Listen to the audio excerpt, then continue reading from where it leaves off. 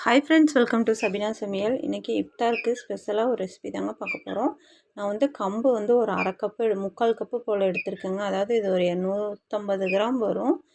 கம்பை இப்போ ஒரு வடைச்சட்டி வச்சு வடைச்சட்டி நல்லா சூடானதும் வறுத்து எடுத்துக்கலாம்.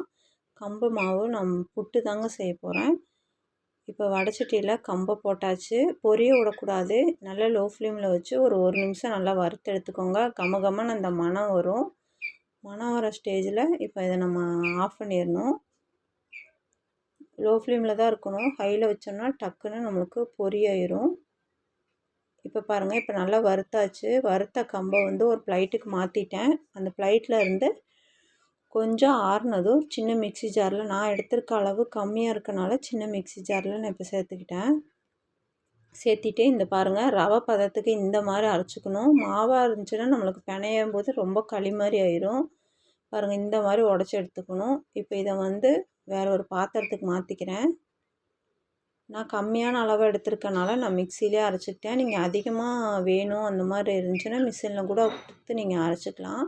ஒரு பாத்திரத்தில் தேவையான அளவு இப்போ மாவை போட்டு தேவையான அளவு உப்பும் போட்டாச்சு.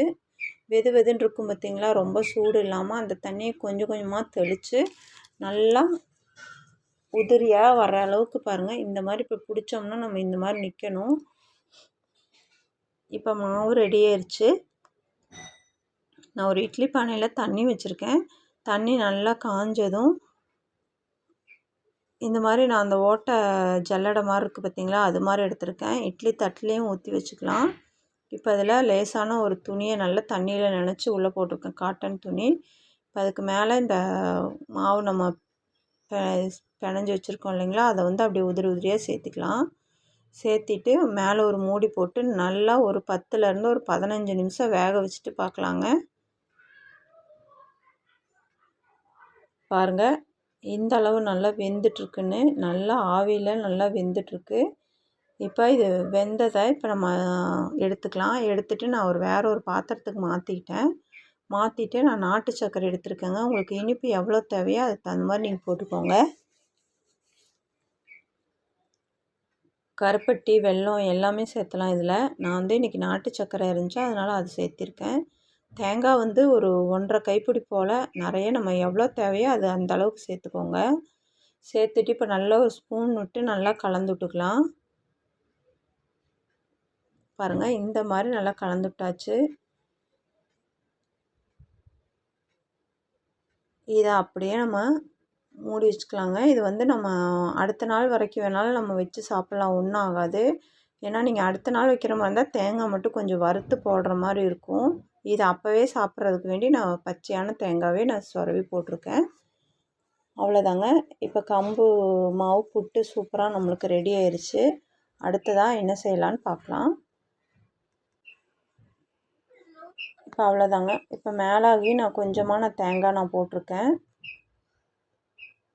இப்போ அவ்வளோதான், கம்பு மாவு புட்டு நம்மளுக்கு சூப்பராக ரெடி ஆயிடுச்சு. அடுத்ததாக பச்சைப்பயிறு ஒரு 3/4 கப்பு எடுத்திருக்கேன். பச்சைப்பயிரை அதே மாதிரி வடைச்சட்டியில் போட்டு நல்லா வறுத்து எடுத்துக்கலாம். இதை குக்கரில் நல்லா விசில் வச்சு ஒரு 4 விசில் வரைக்கும் நல்லா வேக வச்சு எடுத்துக்கலாம். இந்த பக்கம் நான் வெஜிடபிள் கட்லெட் தான் செய்ய போகிறோம். அதுக்கு 2 உருளைக்கிழங்கு நல்லா வேக வச்சு எடுத்திருக்கேன். பெரிய வெங்காயம் ஒரு 3 வெங்காயம் குட்டியாக கட் பண்ணது, மல்லித்தலை ஒரு கைப்பிடி, கேரட் ஒரு 4 கேரட்டு துருவி எடுத்துருக்கேங்க. பீட்ரூட்டு ஒரே ஒரு பீட்ரூட் எடுத்து துருவி எடுத்து வச்சுருக்கேன். இது ஆப்ஷனல் தான் பீட்ரூட்டு.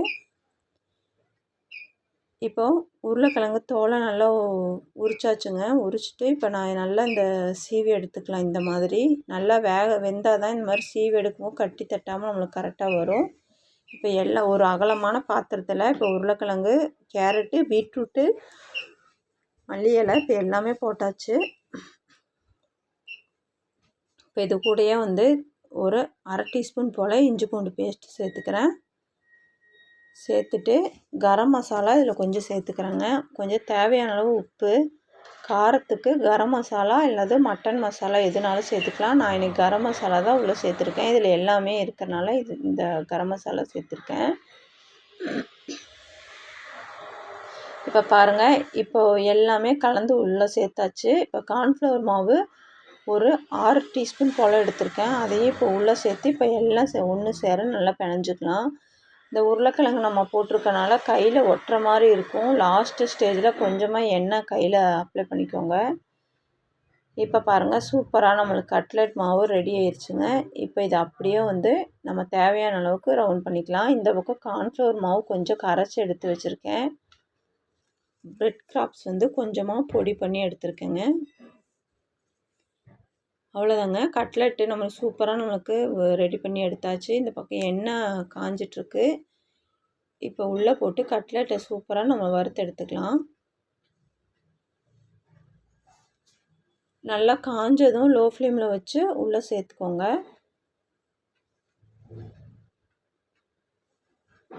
அஞ்சு 4 இந்த மாதிரி போட்டு எடுத்துக்கலாம். கொஞ்சம் அகலமான பாத்திரமாக இருந்தால் கொஞ்சம் எக்ஸ்ட்ராவே போடலாம். இப்போ பாருங்கள், போட்டாச்சு. கட்லெட் வந்து நம்மளுக்கு சூப்பராக வெந்து நல்லா கிறிஸ்பியாக வந்திருக்கு. அவ்வளோதாங்க, அருமையான கட்லெட்டு நம்மளுக்கு சூப்பராக ரெடி ஆயிடுச்சு. இந்த பக்கம் நம்ம பச்சை பயிறு நல்லா வெந்துட்டுருக்கு இல்லைங்களா, அந்த பச்சை பயிறு இப்போ என்ன பண்ணலான்னு பார்க்கலாம். இப்போ பச்சை பயிர் வெந்ததை ஒரு பாத்திரத்துக்கு இப்போ போட்டாச்சு.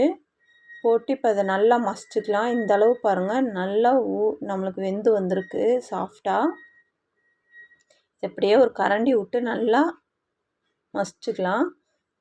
மசிச்சுட்டு தேங்காய் பூ வந்து இப்போ தேங்காய் பூ வந்து உள்ளே சேர்த்தாச்சு. சேர்த்துட்டு இப்போ நல்லா கலந்து விட்டுக்கலாம். அப்புறம் நாட்டு சர்க்கரை, ஏலக்காய் பொடி ஒரு 1½ டீஸ்பூன் போல் பொடிச்சு வச்சுருக்கேன். நாட்டு சர்க்கரை வந்து உங்களுக்கு இனிப்பு எவ்வளோ தேவையோ அதுக்கு தகுந்த மாதிரி உள்ளே சேர்த்துக்கோங்க. இது வந்து நம்ம வெல்லத்தை கரைச்சி அந்த மாதிரியெல்லாம் நம்ம செய்ய வேண்டியதே இல்லைங்க. இது வந்து இன்ஸ்டண்ட்டாக டக்குன்னு செஞ்சிடலாம், லேட்டும் ஆகாது, டேஸ்ட்டு வேறு லெவலில் இருக்கும். இப்போ ஒரு துளி உப்பு சேர்த்துக்கிறேன். சேர்த்துட்டு இப்போ நாட்டு சர்க்கரை உங்களுக்கு எவ்வளோ இனிப்பு தேவையோ அதுக்கு தகுந்த மாதிரி நீங்கள் போட்டுக்கலாம். இப்போ போட்டு பாருங்கள். இப்போ ஸ்டஃபிங் நம்மளுக்கு சூப்பராக ரெடி ஆயிடுச்சு. மாவு வந்து நல்லா நான் அந்த மைதா மாவு வந்து 1 கப் எடுத்திருக்கேங்க. அதை வந்து தண்ணியில் விட்டு நல்லா இட்லி மாவு பதத்துக்கு கரைச்சிக்கலாம். கொஞ்சமாக மஞ்சள் பொடி போட்டிருக்கேன்.